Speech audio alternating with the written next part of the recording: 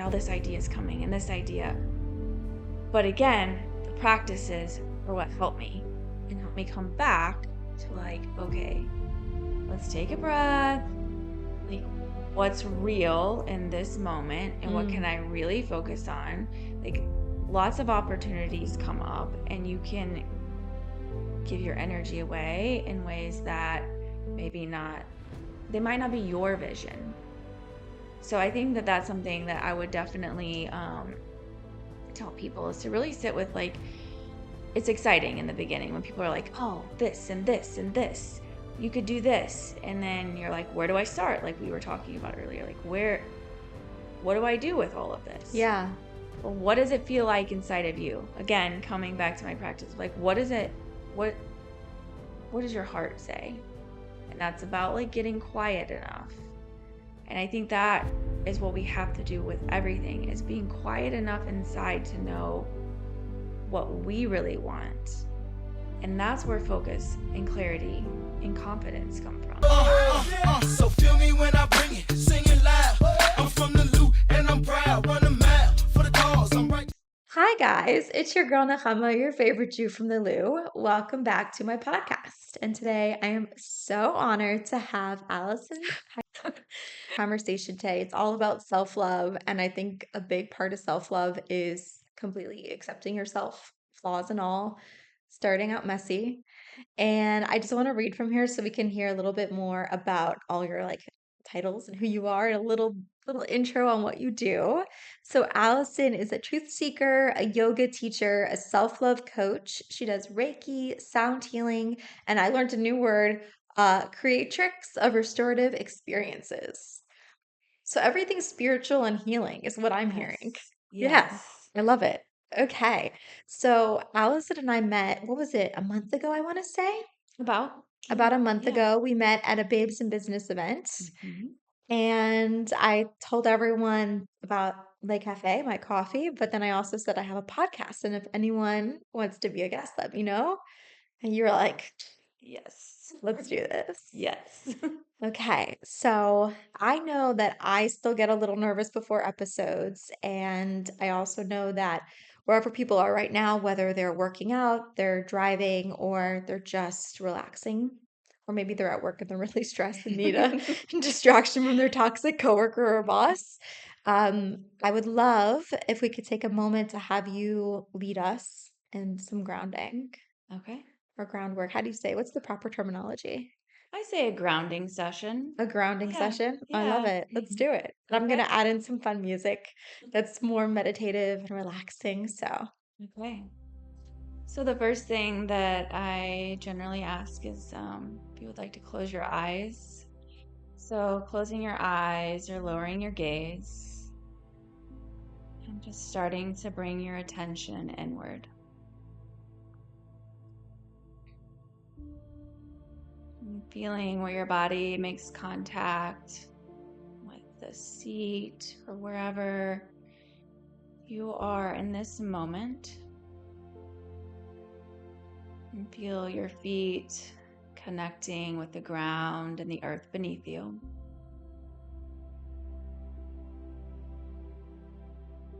Noticing your breath, not trying to change it in any way. The rise and the fall.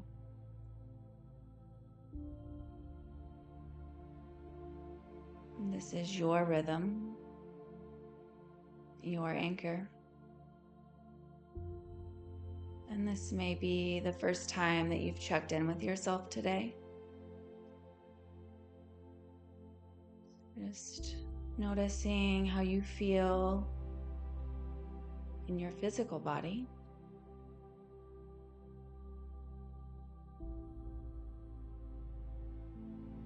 Your emotional body.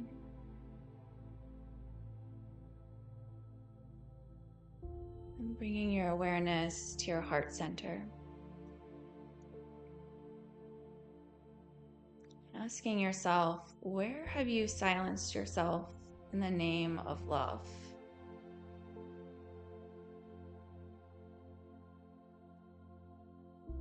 And what would it take for you to come home to yourself.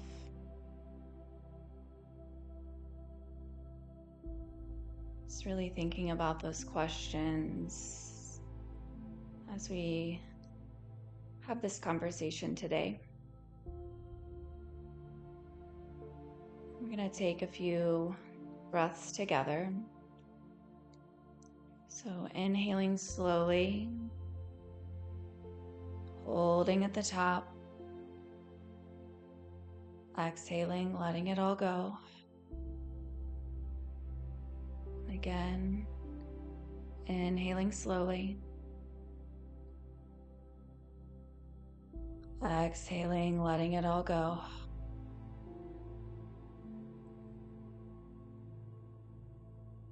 And starting to bring your awareness back into the space around you. When you feel ready, gently opening your eyes.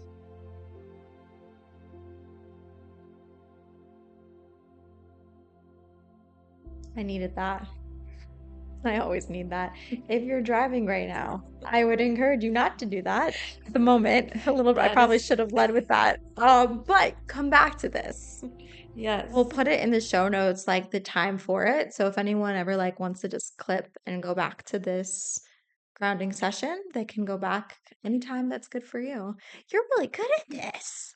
You should definitely start your own podcast. I mean, honestly, even just with like 5 to 7 minutes of those. I was literally, I want to say she has a very interesting name.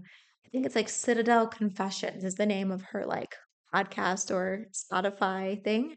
Okay. I found her because I had a life coach a few years ago who gave me a challenge that every day when I came home from work, before scrolling, before rushing from one thing to the next, to just take 5 minutes and do a meditation.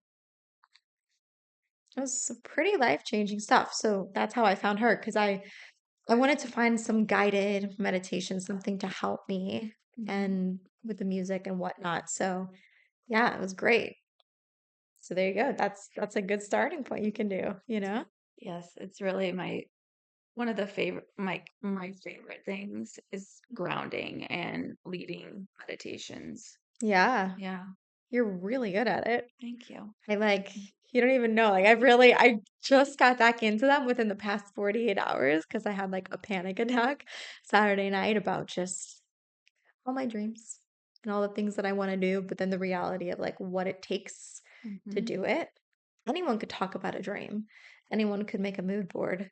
But when you actually, especially financially, start putting everything together, then you're like, whoa, it's a lot. Yeah, even just a few moments of like taking a few breaths Mm-hmm. can help you come back to your center. Yeah. Yeah. Have you ever done like an ice plunge? No. Really? So there's a few organizations in town that do it, but like they'll lead you through a breathwork class first for like about 20 minutes, and then you go into the ice plunge for 3 minutes, sauna for 15, and you can do as many cycles as you want with the sauna. They usually do like three, but you can do one if that's all you want. But it's amazing because once you're in the ice plunge, ice bath, you like are sitting there and at first you're like, hell yeah, I just did the thing. Like you're all proud of yourself. And then your mind freaks out because you're like, I can't get out. I have to be here for 3 more minutes. And then you start to hyperventilate. And so that's where you tap into the breath from before. And when you can ground yourself, all of a sudden it's like, because in that moment, you can't pretend you're okay. You really have to rely on your breath to like step right back into the zone. Yeah. Yeah. It was super powerful. I think you should try it. I don't like being cold. That's fair, but it's so I powerful. could do like something that's like extremely hot, maybe. The sauna. The sauna Yeah. part you probably would like a lot. Yeah, that Yeah. part. Yeah. Yeah. Yeah. So let's talk a little bit about you and your story because I think what's so unique about the position that you're in is that you're a healer, you're a guider, right? In so many ways. And I think that usually the people who tend to be drawn towards those career paths tend to be the ones who like maybe didn't have that support for themselves and they're always so busy helping others. So, what was that journey like for you in terms of A, getting into helping others and healing? But then, like, what does that actually mean for you? So I think the first thing you said, like really defining what it means or what the word is, what I am. Um, all of the titles, like I don't really fit into a box, and I feel like I just have to put the titles on there because that's what most people need to see to really relate to it, right? Yeah. Um, and even the word coach, like that's something that I'm still like going back and forth about because it's really not coaching.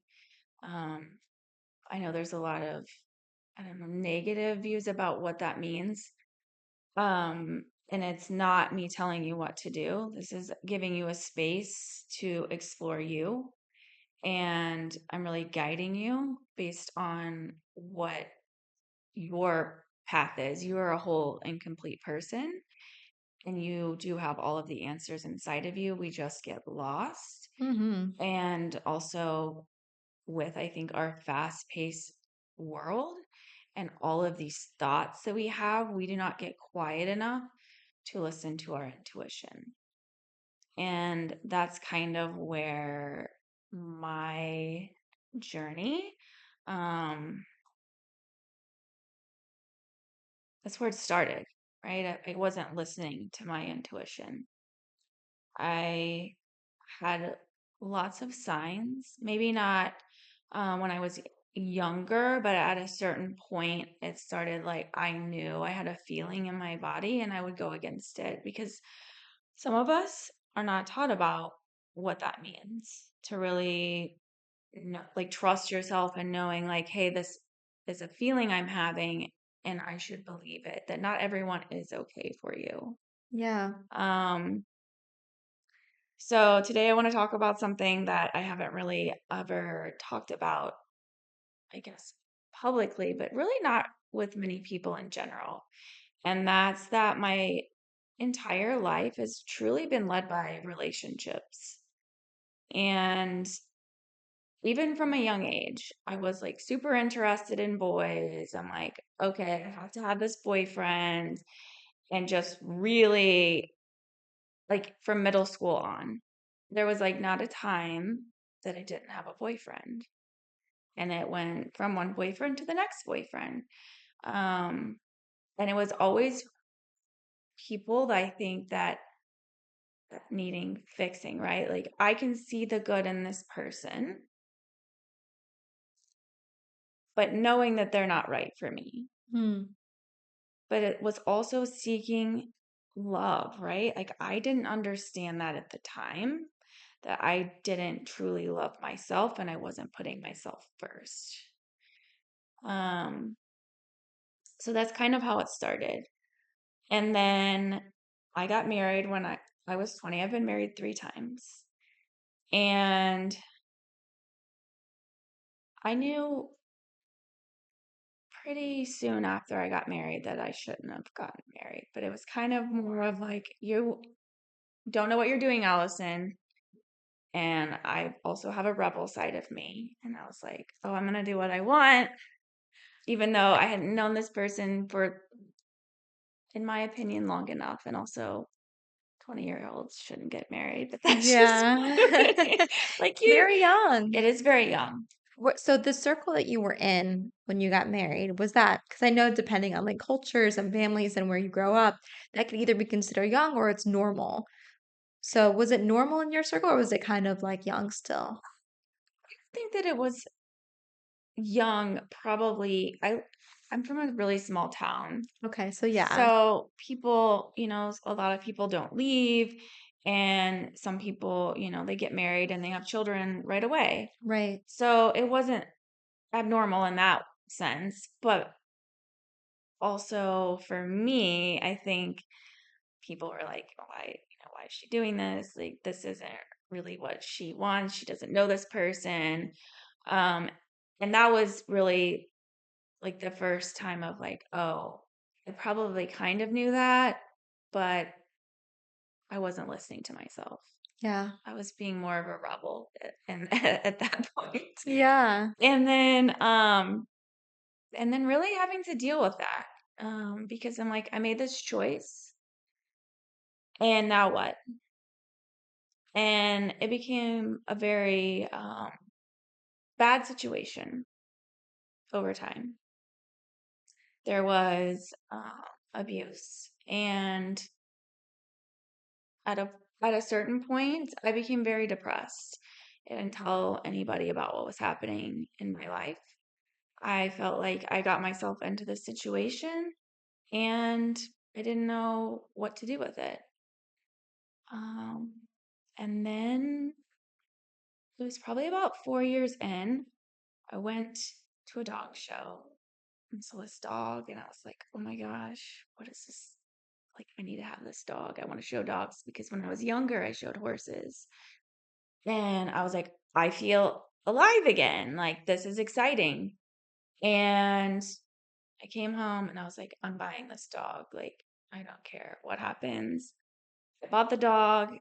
I started going to shows, and then I was like, I'm quitting my job. Like, I have to get out of here, and I want to get away from this person. Like, this is my way out. Mm. Like, I knew that it was time to do something different.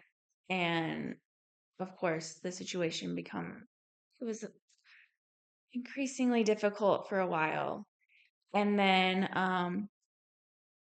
I moved and things started changing.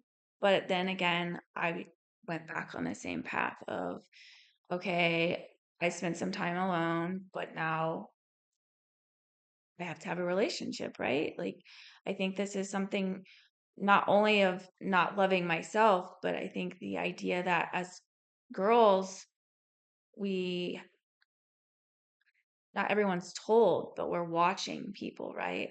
All of these shows, and it's like, these are the things that you're supposed to have, that you're Mm-hmm. not somehow whole and complete without them. Right. And also you want to be chosen. Like Right. you Of want that course. feeling. Right. Also, like, especially for you, being in relationships from such a young age, that's a part of your identity. Yes. So it's like, who are you without them?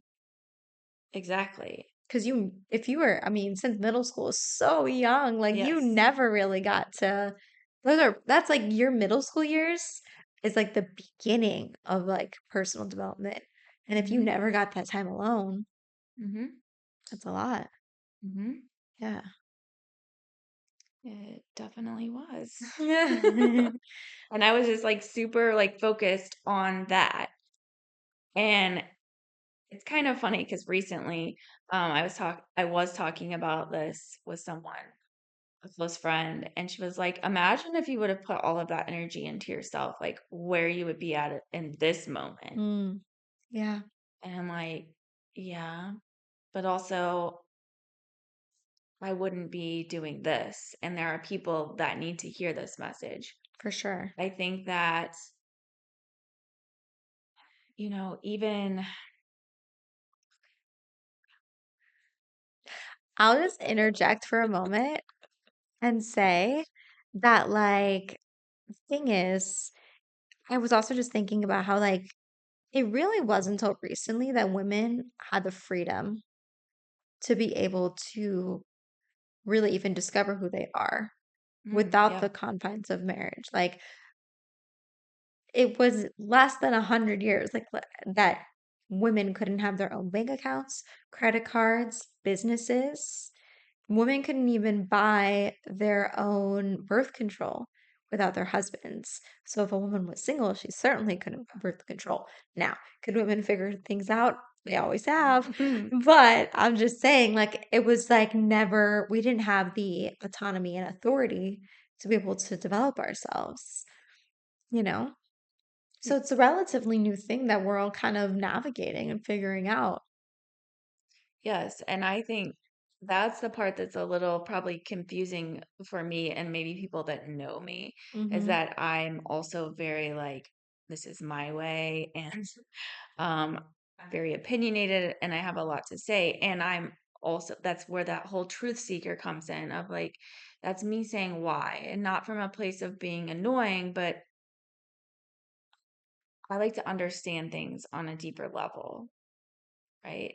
And I think that that's also difficult even today for some men to handle.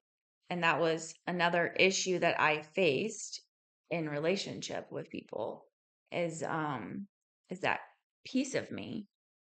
And I've had to quiet myself or silence myself Mm. many times because people can't handle that. And I just, I came to a point of like, I'm going to say what my truth is. And that's something that I also want other people to be able to do. Right. So obviously this is like super personal. And Yeah. there's probably so many examples of times where you feel like you have to quiet your truth and like your Mhm. desire to seek, Mhm. right? But like what, just for like clarification, like what would be an example that you don't mind sharing of something where you felt like you had to dim your light or quiet your joy of like trying to learn more, if you will. To learn more. Yeah, if that's what you mean by truth seeker. Maybe you mean Um, something else. yeah, I mean, in lots of cases, all of, I mean, I think that this started like a long time ago of me thinking in this bigger way of like wanting to understand why things happen. And people are just like, oh, you're crazy. And like, that's wild. And you have a wild imagination, right? Instead of like, there is something greater than what we know. Mm-hmm. And like, wanting to learn about it. And whenever I would like, it's harder to like say in recent times because I'm not in that situation now of someone um wanting to tell me like the things I'm doing are crazy. But I can tell you that what I do now, all the people in my past would be like, you are completely crazy. Like, you can't do that. They would be like, you can't go there, those sorts of things.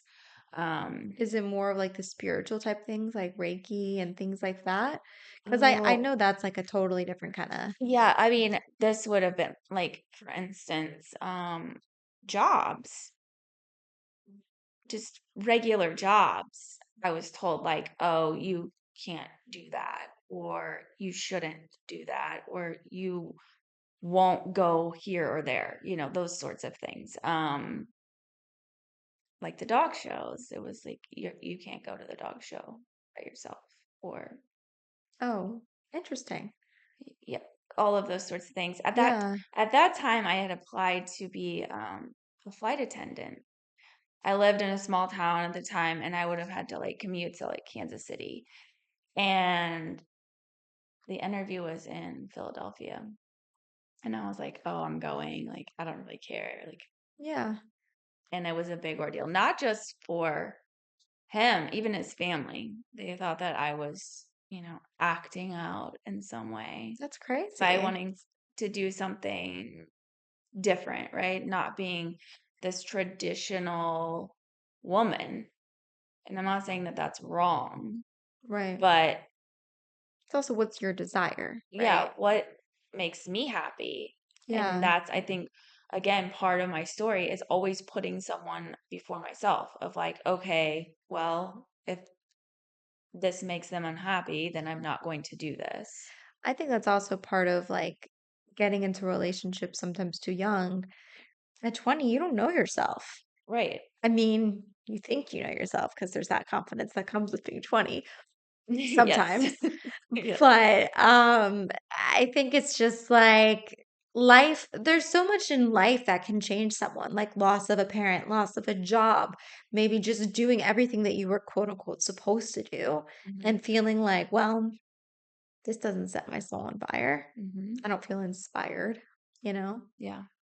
And I was feeling that um on top of being in that situation. It was like, who am I? Like, what am I doing? And who am I outside of this? Right. Mm-hmm.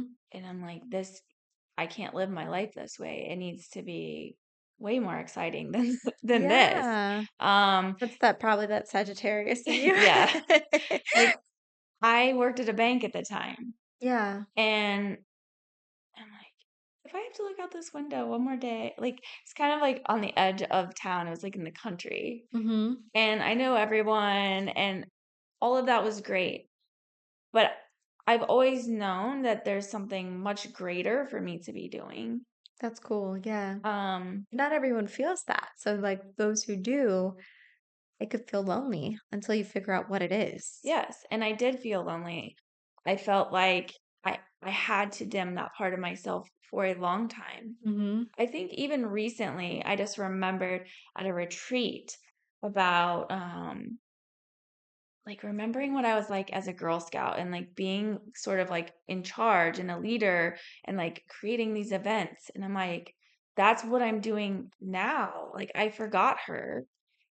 Somewhere along the way, I allowed myself and other people to push her down, right? I dimmed my light because it made other people uncomfortable. Yeah. And also, I think a lot of people kind of project based on their life experiences. Hmm. Whether sometimes it's because they literally are just happy and they can't understand why you wouldn't be happy doing what they're doing. Yeah. But sometimes people themselves have been dimmed and crushed. Hmm. And so, but they don't view it from that perspective because, like, I think that's also a generational thing where, like, some of the older generations, they viewed it more as like it's just being responsible, it's Hmm. growing up, it's making these decisions, you know? Like, who do you think you are? There's maybe a few people who can do that, but most of us, we follow this game plan. Hmm. Because, like, I think when there is that call, if you will, to something greater, something that will set your soul on fire. And I think the hardest, loneliest part is A, sometimes not knowing what that is. You know you're meant for something more, but you don't know what it is. And then B is like when you take the unbeaten path, there is no roadmap. Hmm. You know, even if you meet other people who are doing it, like we were just talking about before we started this podcast, none of us know what we're doing. Yeah. We're all just floundering and trying our best. You talk to someone else who kind of like went off the beaten path and you're like, oh, great. So, like, any tips, tricks? And they're like, don't die, Yeah. you know, like, you'll be okay. Like, yeah, but how?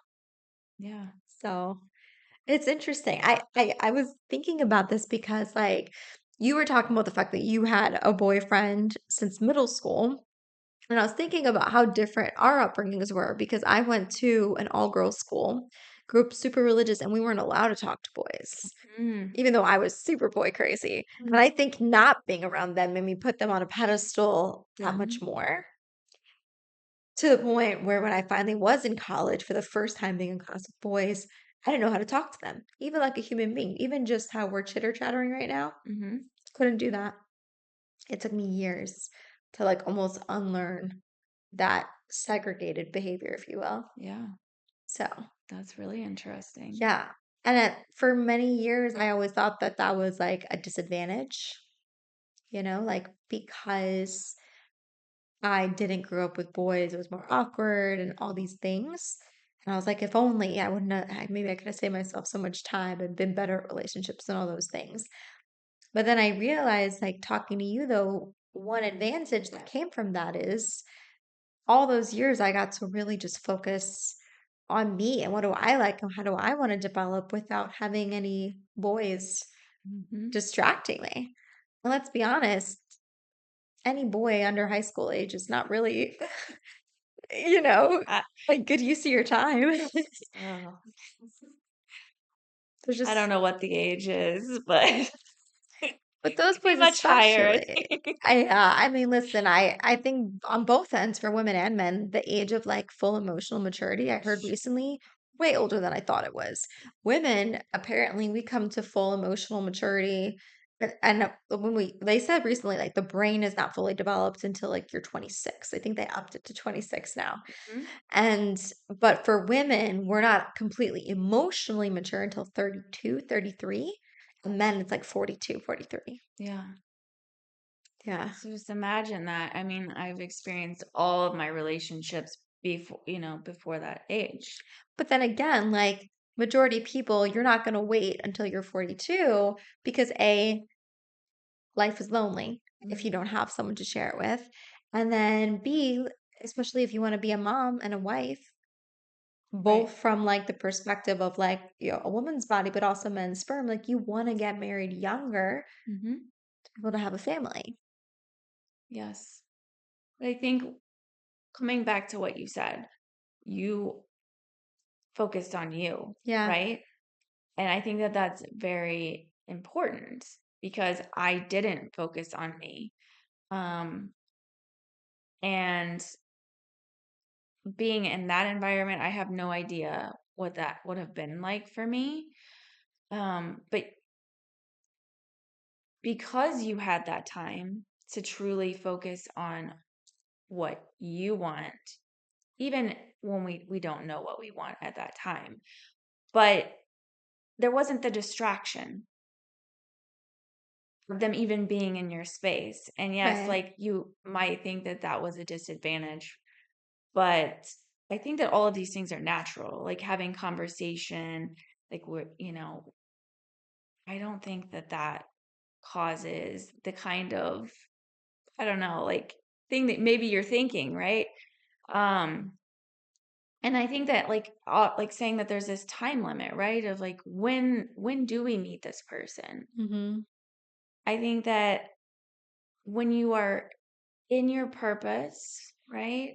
You know that you love yourself, that you're confident, and you know more about you, right? Like you know what makes you happy, and you're not going to tolerate anything less. So you're able to use that discernment a little better, I think, instead of all of these outside distractions, right? Coming in all of the time. It's like, well, you have, I guess, more opportunity in that moment. So you're like, I don't know, it just creates a different dynamic, I think. I think, yeah, like I've heard people phrase it like this, it's decentering men, Yes. you know, where it's like, we're not saying that you don't want a relationship. It's just Hmm. more about that relationship is complementary to the life that you're already creating. Exactly. Yeah. Like you're not coming from a place of taking, like we were talking about earlier. It's like you're both, you both have love for yourself Mm-hmm. because that's truly important. When you're coming from Right. a place of like, I have to have this person to feel happiness, then it's never going to work out well. Do you want to hear something beautiful? Yeah. So this guy that I dated, he changed my perspective on love because before I met him, I was like I mean, I'm still romantic, but I was just like all into like the romance books, Hallmark, all these kinds of things, right? And like the gestures, right? And so he was like much more, he was a Capricorn too. And he was like, it's more about like to love someone is to learn them, you know, It which is. I processed that concept a lot this past year because on one hand, you have to love yourself first. Because if someone is going to learn you, they can't learn you if you don't know yourself. I mean, they could try, but the reality is they're maybe learning a part of you that hasn't been developed or blossomed. And like you need that space to become that too, Mm-hmm. you know? And then like I think the real love thing too, it's like it feels super vulnerable, but it's kind of nice when you're just going about your life and they notice something about you, how you take your coffee or just small little things that like you don't even think twice about and aren't even something you think about, but they're watching because they want to learn you and understand you and make your life better. Mm-hmm. It's I really do. sweet. It is sweet. And I love that. And that's something that I like would use now of saying, how can I love you better? And what Mm-hmm. does it look like to love you? Like, what does love mean to you? Right. Because the way that I want to love you doesn't mean that that's what love feels like for you. Right.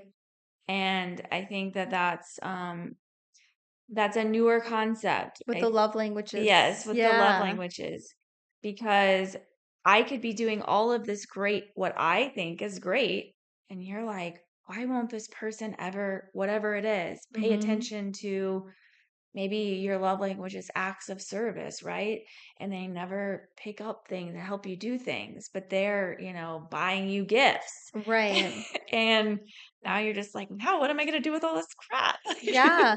But I also think it's important to note that your love language changes. Yeah. Like there's different seasons of like when you might want different things. So like that's why I think you should always be learning yourself, but learning the other person as well, because that's going to shift. And so to be able to communicate, which is essentially what everything comes back down to like figure out where you're at. Are you familiar with Jay Shetty? Yes. Okay, so he talked about in one of his books the concept of there's the love languages, but there's also fight languages, Okay. which I thought was so intriguing because I need let's to be check. real, fighting is a big part of relationships. And I don't mean like fighting, but like you're gonna butt Mhm. heads, you're gonna have disagreements and different opinions, but how you approach conflict is gonna be huge. Like, I think my biggest thing about conflict is like, I always want to make sure that we are not cutting down the other person's character. Mhm. Like, you don't have to agree with me, but that doesn't give you a green light to cut down my character. And also, let's stay at the topic at hand. I think that's my biggest pet peeve when you're having an argument with someone and then all of a sudden it turns into like a whole, Mhm. you know, a whole thing about everything they were possibly ever mad or frustrated with you about. And you're like, hold on. That's just how my brain works. I systematize it. I'm like, I can't do more than one argument at a time. We're gonna do this argument, and then and then you could tell me why you don't like all the other things that I do in my life. I can't handle more than one at a time. Mhm. Yeah. But that's that whole, I think, piece of like silencing your truth, right? Which part? Of people bringing things up is Yeah. that you're holding this in instead of like truly addressing things Yeah, in because the you build moment, resentment. right? And I think it's also being able to feel safe enough that you can say how you feel. That doesn't mean Mm-hmm. that I hate you, right? It's like, this makes me feel this way. Right. I feel this instead of you making me feel this, Right. and taking accountability um, for whatever it is in the Right. moment. There's so much that you can unpack in that, right? Because in that moment, like, let's say, for example, if we were having a conflict and you were to say, well, I feel this way about something. So it's like, that I think is always an interesting thing when that moment comes about because it's like, first of all, okay, yes, the other person feels that way. Let's say you feel that way about whatever it is. But did you totally misinterpret the whole situation? Hmm. Okay. But then at the same time, your feelings are still your feelings Hmm. and those still need to be addressed. Hmm. So there's so much to like always unpack in those things. But what he was talking about with the fight languages is that like some people want to deal with the conflict like right here, right now. And some people are like, I need to process. Like it's Hmm. getting heated. I could tell that we're not being productive. I think we should pause and walk away. And usually those two people end up together. Yes, Yeah, they do. they do. They do. I- It's always. I'm a person of, I want to solve this now. I Yeah. don't care like how long it takes. And I'm always with the person that's like, whoa, like I can't take this. I'm retreating. And then that's that whole issue of like, the anxious attachment and the avoidant Oh, the person. attachments. That's a Yes. whole other thing. Yeah. Yeah. So that's where all of that plays in. And yeah. So I need to check this out. Yeah. It's Fight really the language. fight language. And it's really helpful because like obviously you're not going to pull out the fight language books or website and like in the moment be like, hey, let's just figure out where, these are Right. things you want to know beforehand so you can like learn to deal with it. Um, yeah, it's wild. Relationships are just wild and like there's no way to avoid them, whether it's like friendships or relationships with your family or romantic relationships or with work. Like you're always probably going to at some point have conflict with someone. Hmm. And then how are you going to handle it? But would it be an episode if I didn't bring up Kabbalah? Because I'm really into Kabbalah. And it's all about like not being reactive, So, like any of the things that are like anxiety, fear, doubt, worry, it's like those are human emotions. And I think it's important not to suppress them, like we were talking about, because that's not healthy. Your body keeps the score if you do that. Yes, it does. And so that's also where you come in too, because there's so many different ways that you can deal with your emotions through like Reiki and yoga and sound baths. And also, I know you don't like them, but the ice plunges, they're really great too. Like Yeah. there's so many things out there, but even just breath work. But at the same time, it's like taking, so Kabbalah talks about like taking that pause, taking that breath, if you will, and that being like, this is not, logic would say that this is how it is, because that's also how you're feeling in the moment. Your feelings take over. But doing that pause to be like, no, but I have certainty beyond logic that everything in this world is working out for me. I trust the timing of my life. All will be well. Yeah. And knowing that, I think it's that an emotion lasts for 90 seconds. Oh, that's interesting. So, That's good to know. and also like not becoming attached to it, right?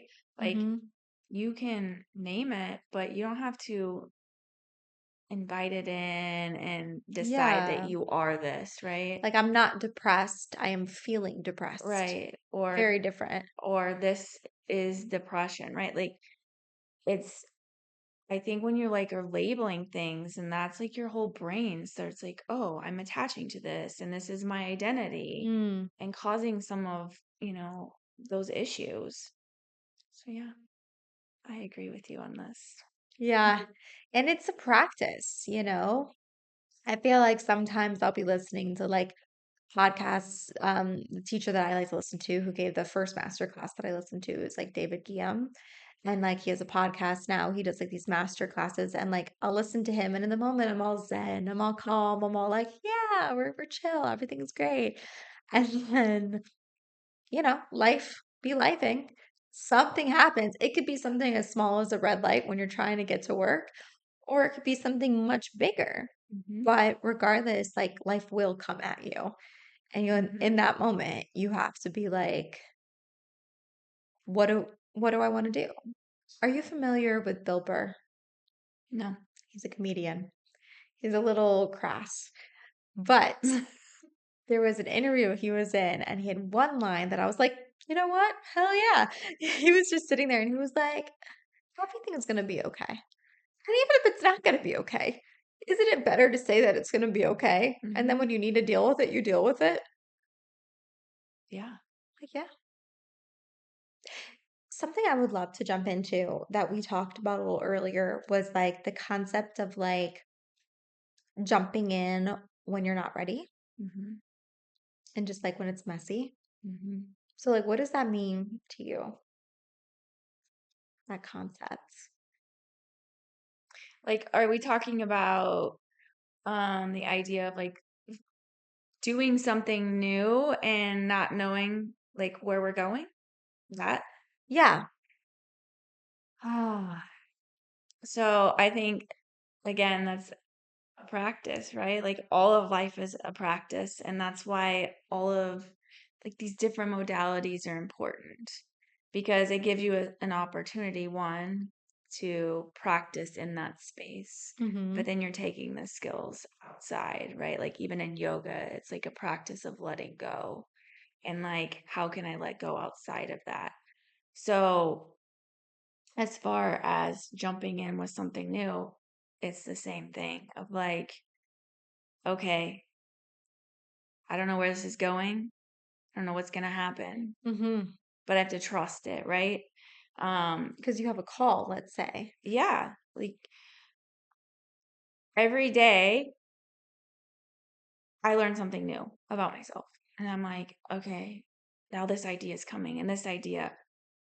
But again, the practices are what help me and help me come back to like, okay, let's take a breath. Like, what's real in this moment and what can I really focus on?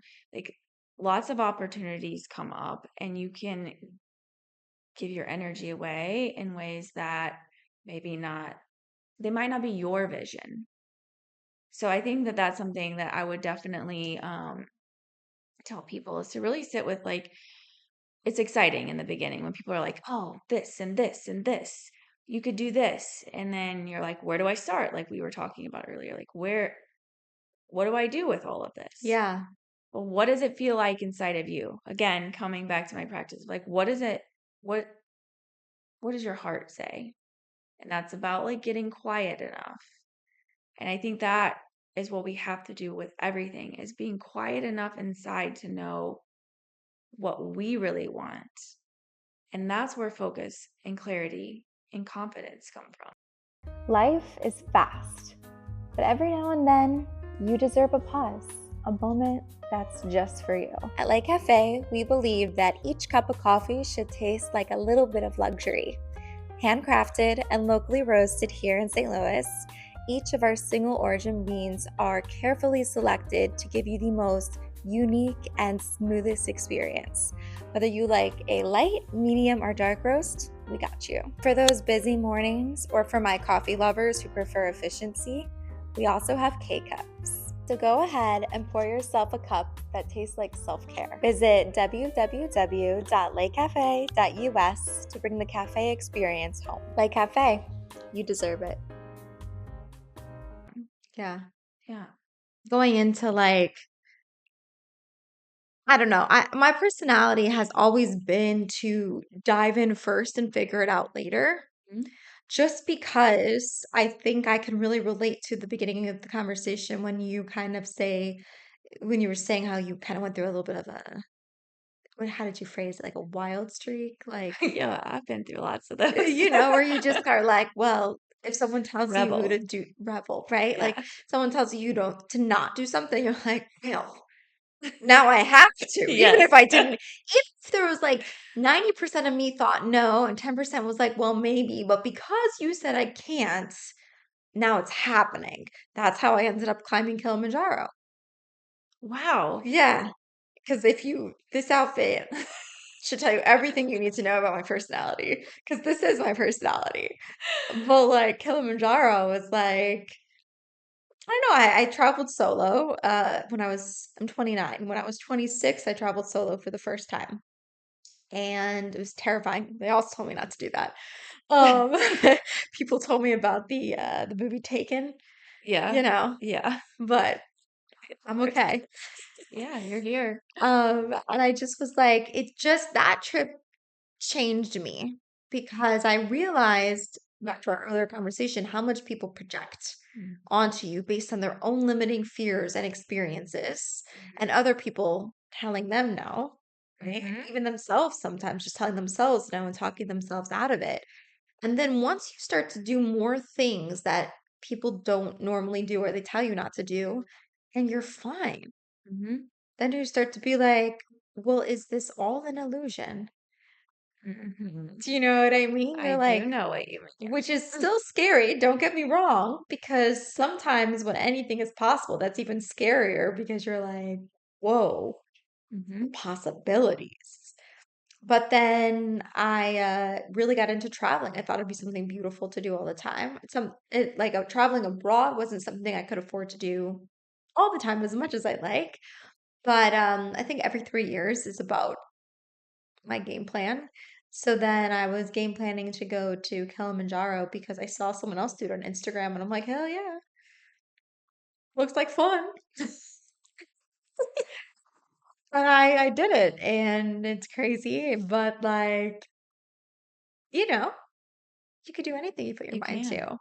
And that's amazing. And then the crazy thing is it becomes normal to you.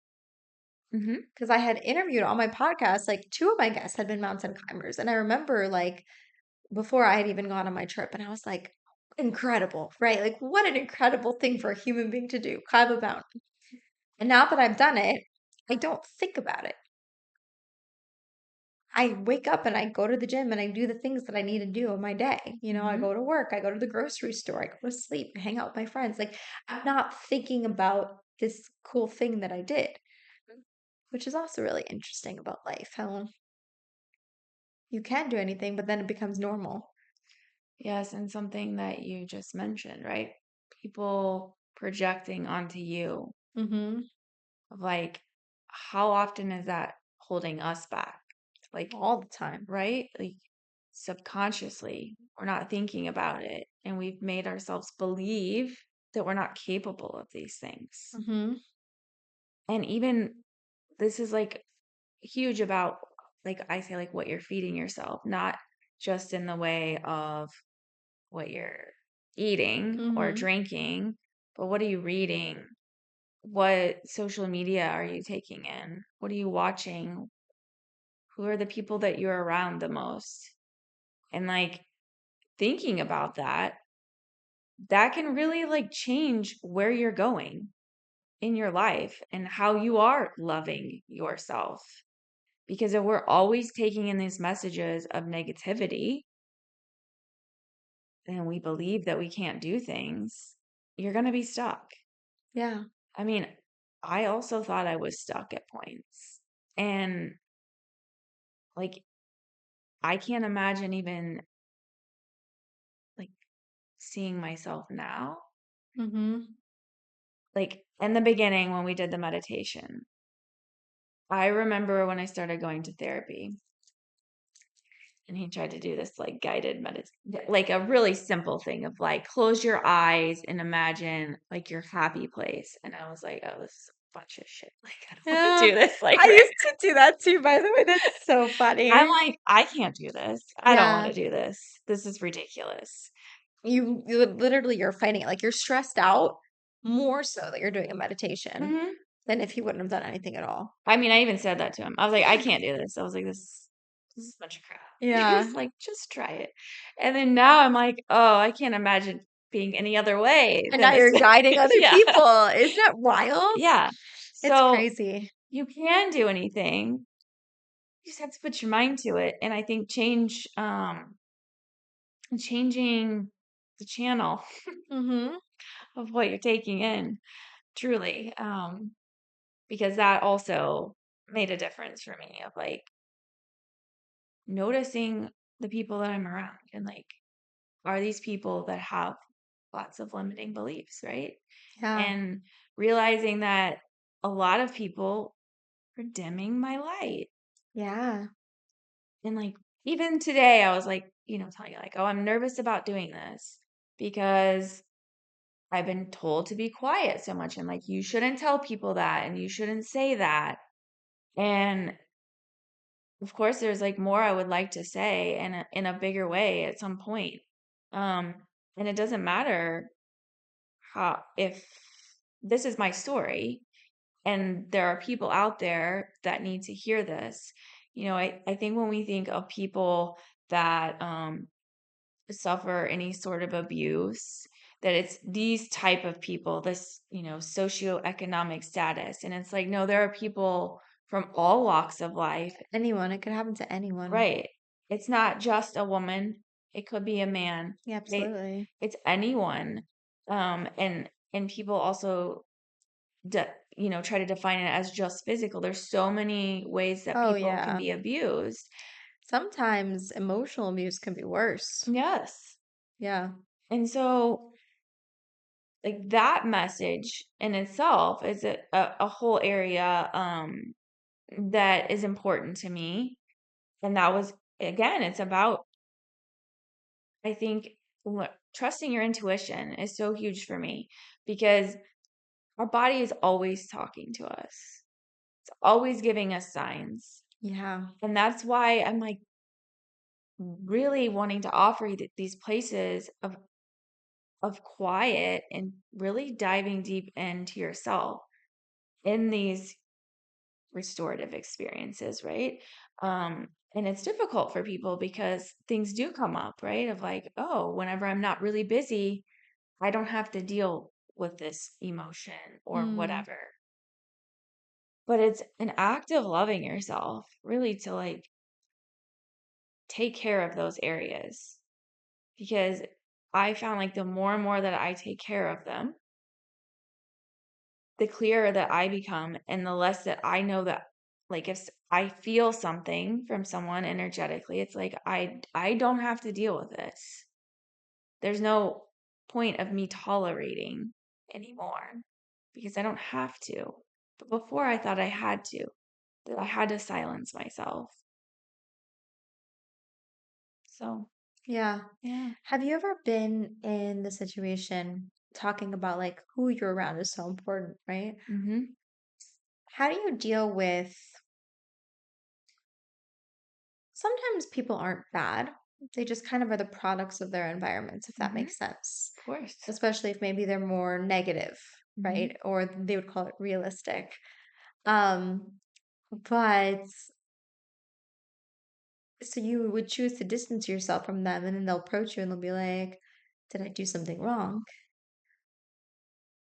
There's, to me, that situation feels impossible Mm-hmm. because it's like, how do you tell someone it's not that you did something wrong, it's just who you are and your energy makes me not want to be around you. Sure. That's a really hard thing to say to someone, Mm-hmm. you know? Maybe I'm avoidant. Maybe that's just something I would like rather not. I'm just like, either you're my vibe or you're not. And if you're not my vibe, deuces. I think that's I mean, it is difficult, right? Yeah, it depends how close I am to the person, I suppose, too. Like how much it matters or if I feel they'll be receptive. Mm-hmm. Yeah. I was recently at this retreat and they were talking about truth. Mm-hmm. And they were like, what if everyone could be truthful? What if we just said what we really think, right? It doesn't have to be mean. It's Right. just, this is my truth.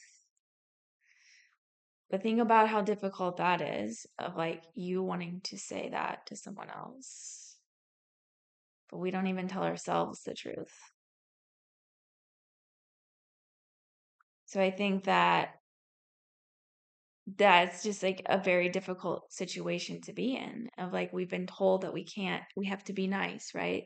It's not nice to say that to someone else. Wait, I'm not saying to be mean. Um, but if something genuinely feels bad for you, like you don't have to tolerate it, right? Like, Right. and that doesn't mean that they're bad. I think that if it's somebody that you're like encountering and maybe they're going to be in spaces that you're in and they're just going to Like there's no go avoiding avoiding them, it. Yeah. right?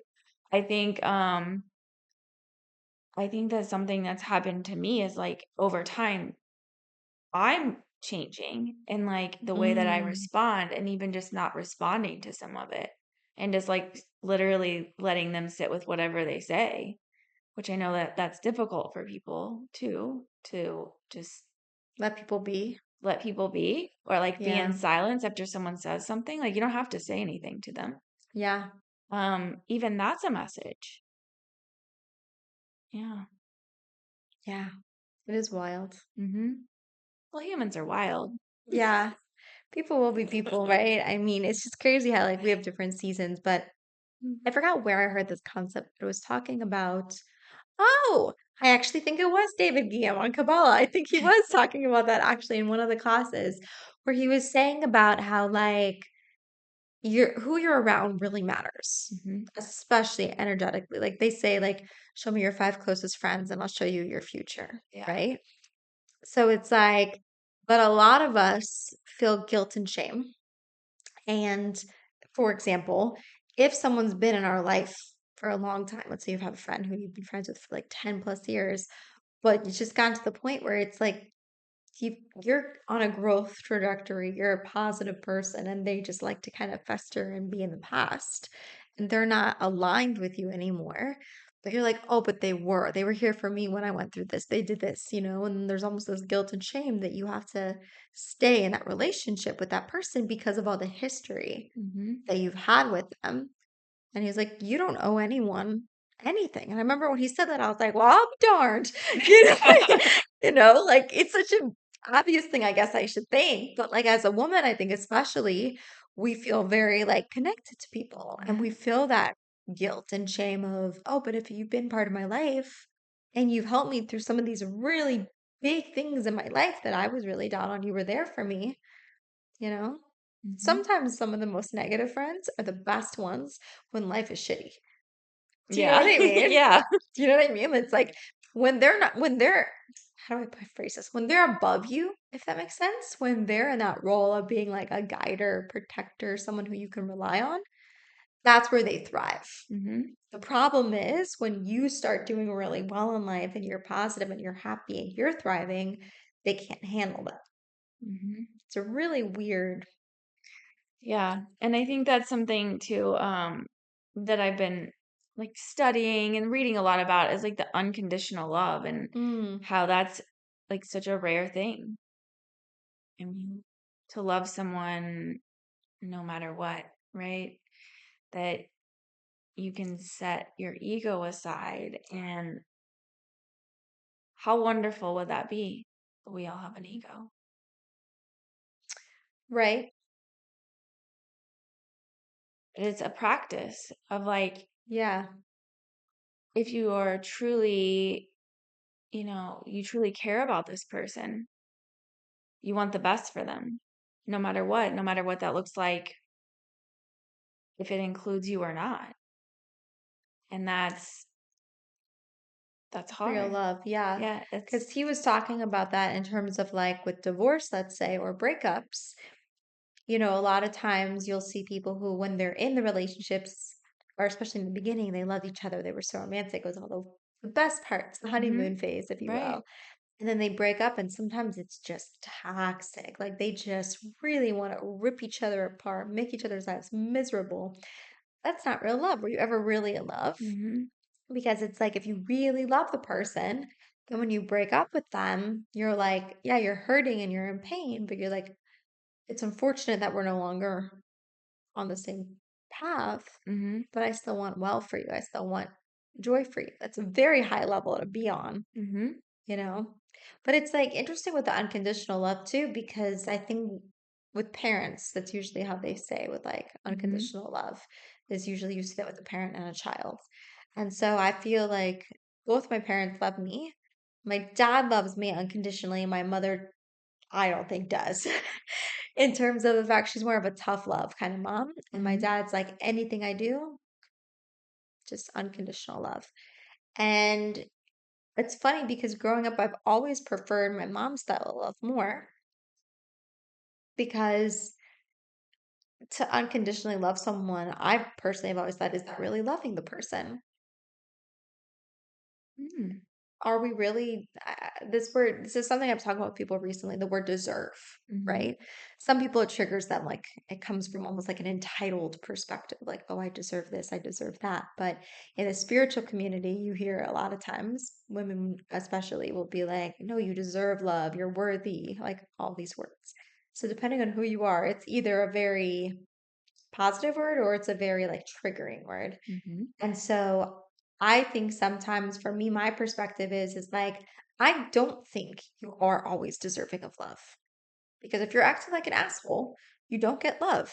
mm-hmm, And that's when tough love comes into play, communication comes into play. And mm-hmm, the person who loves you, whether it's a mom, a friend, romantic partner, they say to you, hey, I love you, but what you're doing right now is not okay. And come into that, I don't have to tolerate it bit where it's mm-hmm, like, if you don't get your shit together, I'm out. mm-hmm. And I think that's a higher level of love because otherwise you could be a doormat. Sure. No, I'm not saying that. I Relationships are never unconditional. Romantic relationships, Yeah. they're definitely Conditional to an and extent. yes, an act of business, if you want to put it that way, for some people, truly, of that you're expecting this and this. And like you have your idea of how it's going to go, and they have their idea of how it's going to go. Yeah. And that's where I'm like, kind of like, okay. But also, I'm not saying like that they should be doing, obviously, I'm against these, people acting out in all of these negative ways. Um, but if I disagree with you, that shouldn't stop me from loving you. But if you continuously act this way, of course, you have to set a boundary and say, this is enough. Again, that's that whole self love of knowing what you deserve. Because honestly, the love is that you're seeking is inside of yourself. You always have that. within you. And people reflect that energy too. Yeah. You know what I mean? Like when you're in a healed space, Mm-hmm. I think everything around you changes. All of a sudden, you're like, why are opportunities coming my way? All of a sudden, it's so much easier to make friends. I'm meeting, romantic partners everywhere, Yeah. like all of a sudden I feel lucky, serendipity, they would Mm-hmm. say. Mm-hmm. But I think like the easiest example was like one time I went to the grocery store. I was like, God, everyone's in a good mood today. I was like, not that that's a bad thing, but I was like, this is crazy. I feel like I'm in like a Pollyanna movie or something. And then I looked in I was like passing by my reflection. I saw that I had like a big smile on my face. I don't know what the heck I was so happy about, but people were just responding Mm-hmm. to what I was putting out there, So that's why, full circle moment, self-love is so important because that's going to reflect back. Yes. Absolutely. I think that's like what I was saying earlier of like once you're in that space, opportunities start coming out of nowhere. Like, or you Hmm. feel like they're coming out of nowhere, but it's your mindset of like when you change the way you're thinking and the way that you operate in life, everything changes. It may not happen all at once, but one day it'll be like that. And you're like, whoa, like I was resisting life. Wow, that's a powerful thing right there. I was resisting life. Yes. Yeah, super powerful. Yeah. And Mm-hmm. I don't know why, but I'm just like that, where like I hyper focus sometimes on the way I love words and I love catchphrases and like sometimes the way something is phrased, you capture that so Mm-hmm. eloquently. And I think it's a real thing that a lot of us are in a resistance. Oh, can we call your episode that? We call it Resistance. the one where we stop resisting life. Yeah, it's true. Like I I was very negative for a long time, like everyone's against me, right? And it's Yeah. instead of what role am I playing in this? Oh yeah. Like what am I doing? What am I tolerating? Hmm. Because, I'm like, oh, they're doing this to me. And it's like, well, yes, they did that, but you also had a choice. And I think, again, this comes back to remembering like what we're saying to other people and how much that impacts them of like, yes, we need to address our own limiting beliefs, but really what we say to other people matters. Like if I don't like to say if it's not nice because I say things that are not nice all the time or what some people might think is very nice. Um, but it's changing like the way someone thinks about themselves or like Yeah. you're telling them how they're going to do life and it's like you don't even know how to do your own life, right? Well, I think that's why I heard it coined this way recently and I really liked it, where it's like I'm a big believer that nothing happens by accident. So if someone says something to you and maybe you're like really pissed off at them for like what they said to you and you're like, well, I wouldn't even want the life you're having right now. Yeah. But I'm a big believer that nothing happens by accident. So like if that message comes to you, yeah, that person didn't have to be the messenger, but that message was supposed to come to you. So then in that moment, it's like, okay, do I need to adjust Mm-hmm. accordingly? Is there truth in what they're saying? And then learning to like take the fruit and discard the peel, if you will. Yeah. Take what you need to hear and grow from it. Um, yeah, it's wild. I'm gonna tell you something interesting. So do you like to read books like on self-development, personal development, that kind of That's stuff? Is that your life? it's my life. Okay, so there's this term that my friend just told me about that I thought was hilarious. So apparently there's this concept of when you read too many self-development books, but you don't take action on it, so you kind of just get up in this like loophole of just like reading without Mm-hmm. just jumping in when it's messy. And it's called, what did she called it? Mindful masturbation. I love it. I just damn near peed my pants when she sent me that because she's like super religious. I'm like, girl, That's funny. isn't it the best? Yeah. That's what it is. When you are just reading way too many or listening to too many podcasts, you have all these gurus and all these coaches, but like, what are you doing with your life? You know what I mean? Like there's a certain point where yes, you need the toolkits, you need the practices, you need the systems, Mm-hmm. but you gotta execute. Mhm. And it's okay to be messy and chaotic. We're all human. Yeah, taking action. Yeah. Like nothing's gonna just happen out of nowhere. Like, Yeah. And I think that's why I really like Kabbalah too, because it's not just it's like law of attraction, but grounded in terms of like yes, it's not like we're sitting around all day saying positive mantras and we're just sitting here manifesting. right. We're doing those things, Mm-hmm. but then we're also taking action Yes. when opportunities come about, or we start looking for action ourselves. And then I Mm-hmm. think it's all about the yin and the yang balance Mm-hmm. of the two. Mm-hmm. Yeah. I love that because there definitely has to be balance. We can go to extremes on Either end. either end. Um, and I think something important about the self-help is, and I personally got called out on not taking action there by a mentor, and she was like, "You have so much knowledge, and you're not sharing it at this point. So you're not sharing it." And she's like, "That is a disservice to other people." She's like, "Remember what you were like at whatever point."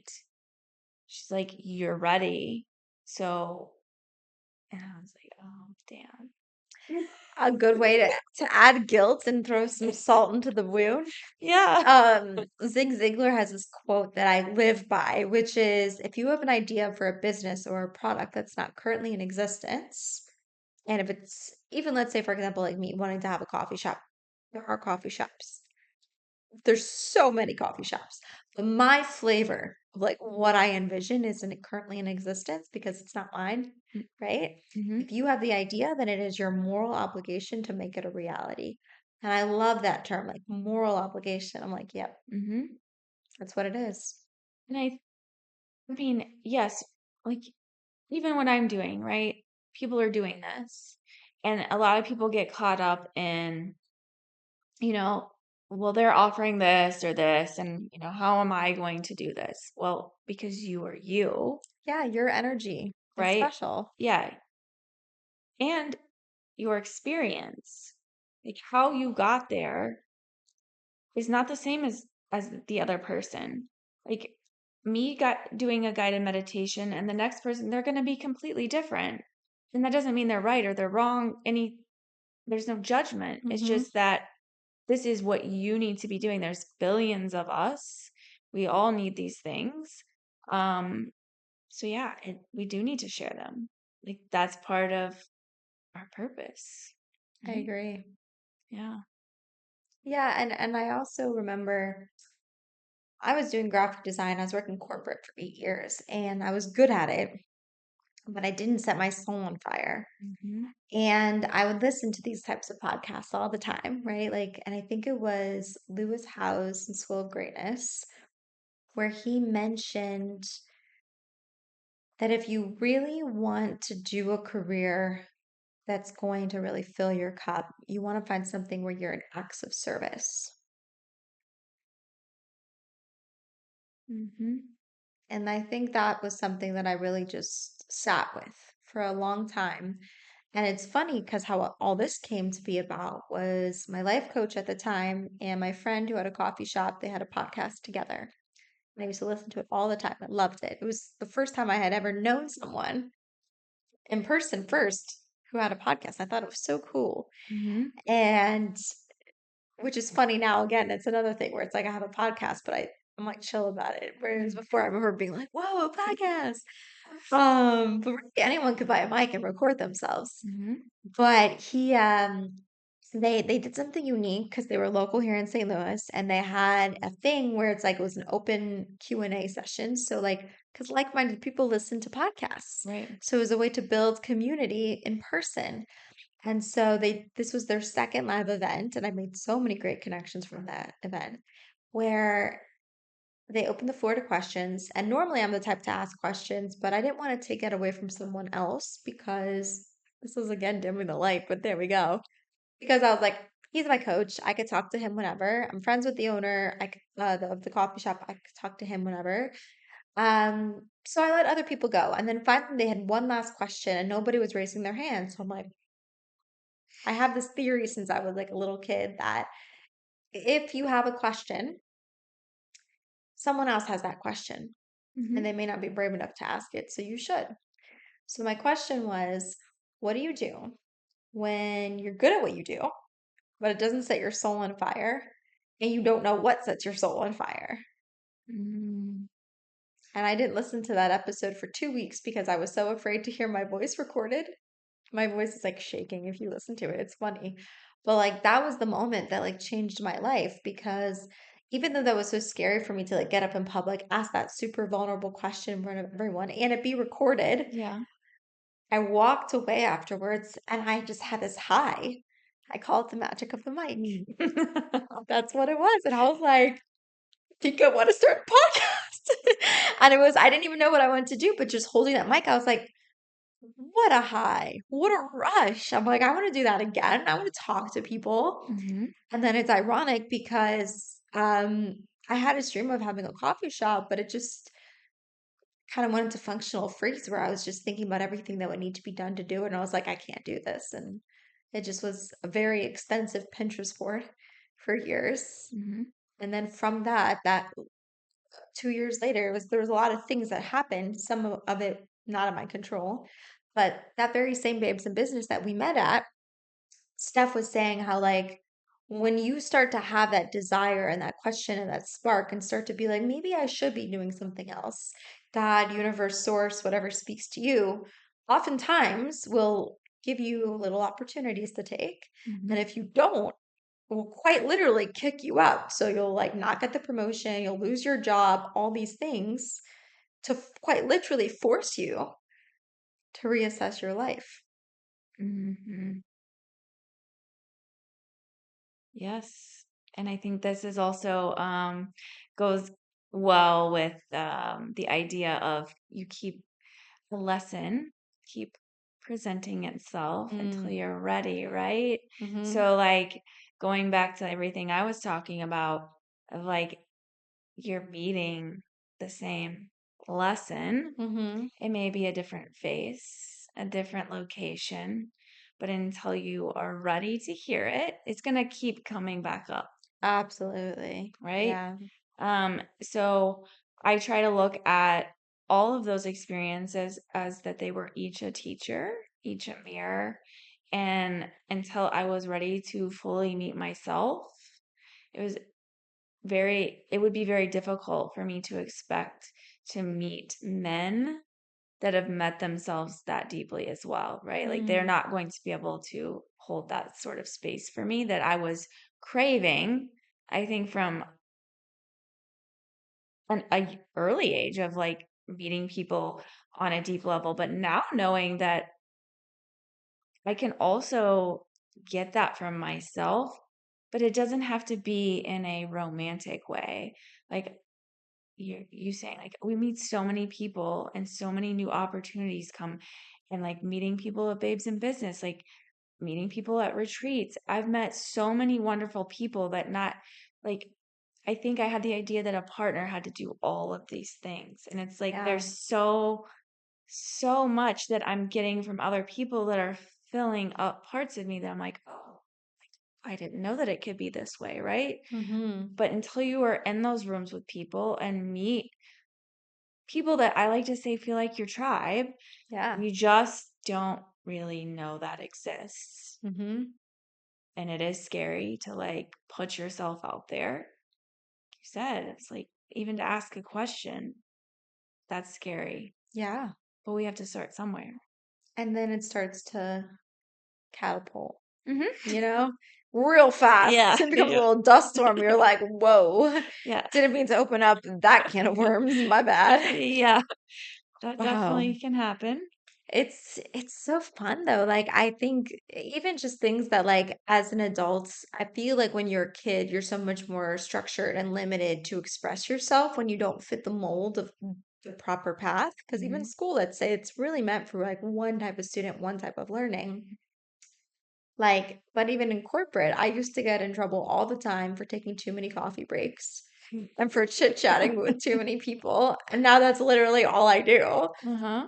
And like part of what I've been doing, I'm a big believer in order to do any business, you should start from the ground up so that you can really understand like the whole inner workings of it all. I had never worked in the food service industry before, so I got a job as a barista. And this is my second barista job that I've started since. I worked a year at Park Avenue and now I'm at a new coffee shop. And working there, he was like, yeah, please, like chit chat with people, like talk to them, like really build those connections. And I'm like, dude, I was like, this is so cool that like my boss is literally telling me to do the things that I used to get in trouble for. Mm-hmm. That's the coolest part about being an adult. You could take like a perceived weakness and go into the right room, and Mm-hmm. it's a strength. Yes, I love that. I think that's a powerful thing for people to sit with and like think about that.